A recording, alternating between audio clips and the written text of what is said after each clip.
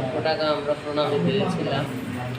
আর আজকে 24/4 অর্থাৎ জাস্ট 2 মাস পরে আজকে আবার প্রণামী বাক্স খোলা হয়েছে।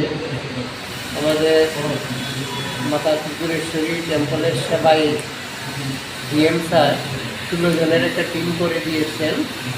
আমাদের এই টিম আজকে সকাল 9টা থেকে প্রণামী বাক্স খুলে গণনার কাজ শুরু করেছেন।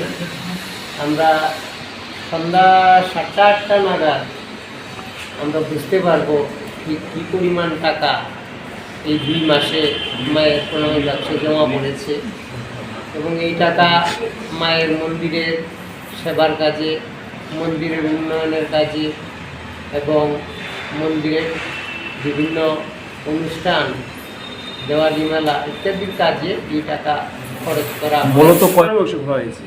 আজকে 16টা মানে 15টা প্রণামী বাক্স এবং বড় লোহার সিন্দুক যেটা আছে। 16টা।